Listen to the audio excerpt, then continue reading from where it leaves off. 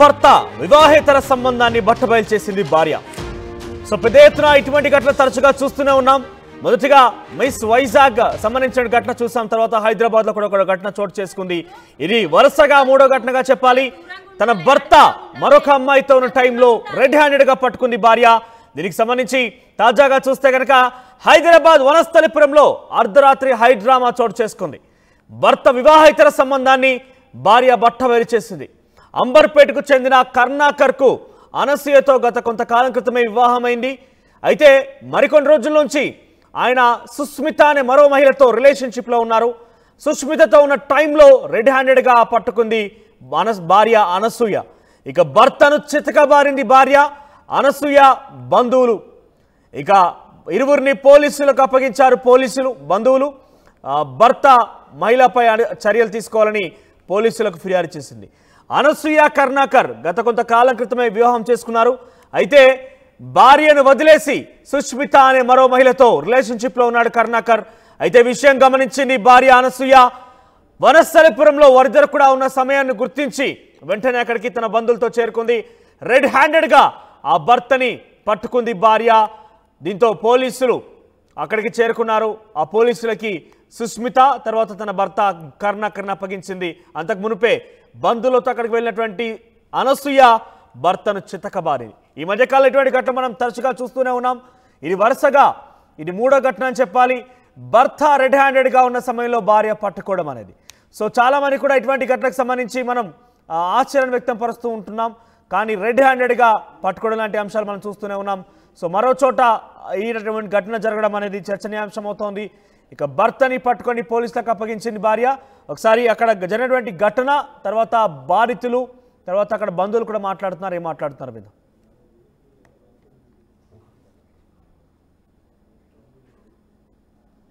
అంతదాకా అయింది. మధ్యలో పరిచయం అయింది. దాన్ని ఎలగొట్టినాం.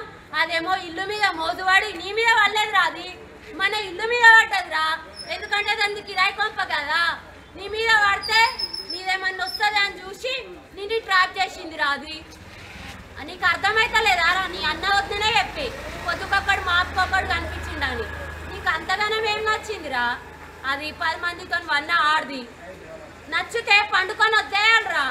పండుకొని వద్దేయాలి.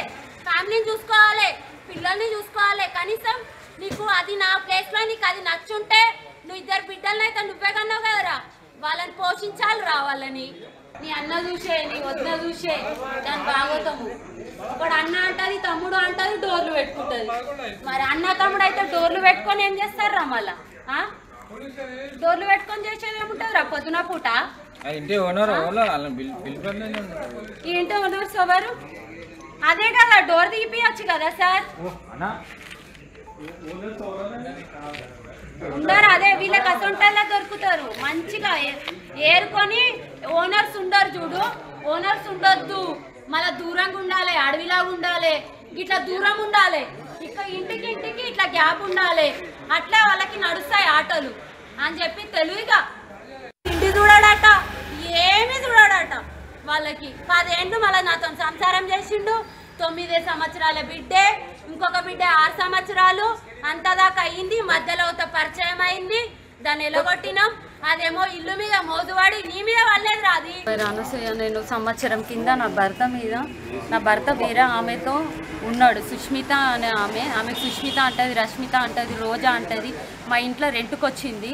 ఆమె బజార్ లేడీ అని తెలిసి ఆమె నిలగొట్టేసినాం. అయినా మా ఇల్లు చూసి మా ఆయనని ట్రాప్ చేసి పిఎస్లో పిలిపిస్తే లెటర్ రాసి ఇచ్చింది. మా ఆయనతో కలవా, మా ఆయనతో మాట్లాడా అని లెటర్ రాసి ఇచ్చి మరీ సంవత్సరం ఆయనతోనే ఉండి ఆయనతోనే షికార్లు నా పిల్లలకు కాకుండా చేసింది. లెటర్లు రాస్తున్నారు, ఇష్టం వచ్చినట్టు తిరుగుతున్నాడు. న్యాయం లేదు సార్. ఎక్కడ పోయినా న్యాయం లేదు. బజార్ ఆడోళ్ళకే న్యాయం ఉంది.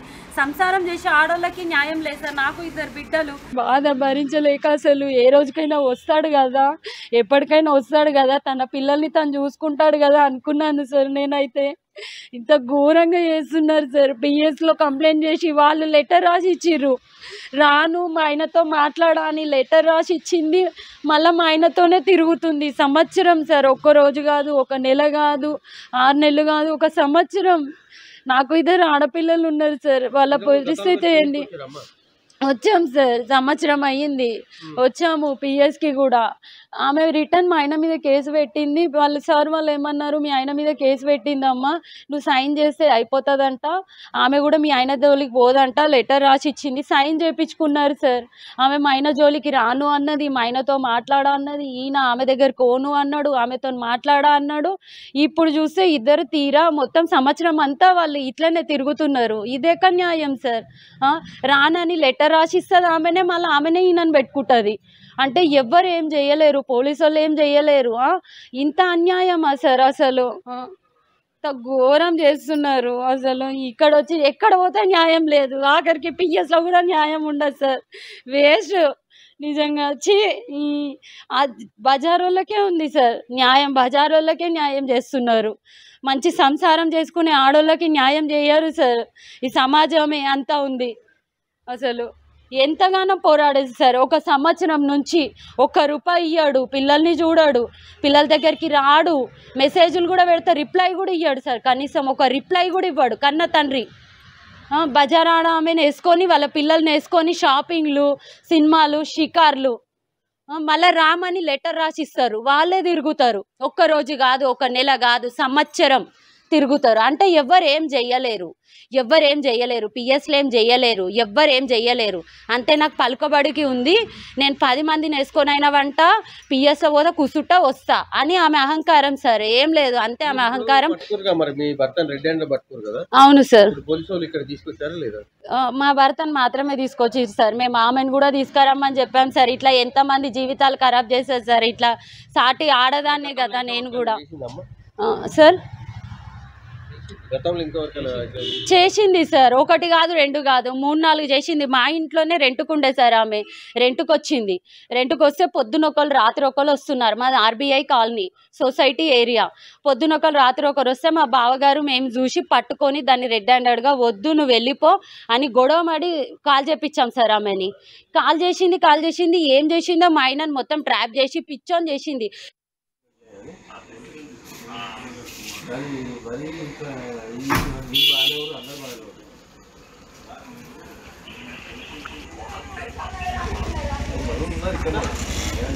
నీ ముఖంలో చెప్పు, నీ బిడ్డలకు అదే గతి పట్ట, నీ కొడుకు అదే గతి పట్ట. నా ఉసురు ముట్ట, నా బిడ్డలకు అక్కడ ముట్ట. వాడు ఒక్క రోజు లేకుంటుందండి, నా పెద్ద బిడ్డ నా మొగల్లాగానే ఉంటుంది.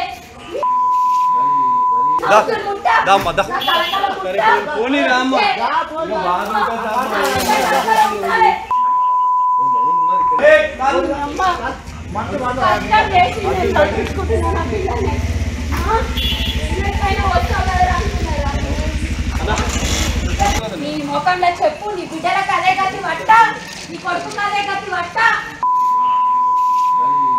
నా ఉసురు ముట్ట, నా బిడ్డలకు అక్కడ ముట్ట. వాడు ఒక్క రోజు లేకుంటుందండి, నా పెద్ద బిడ్డ నా మొగల్లాగానే ఉంటుంది.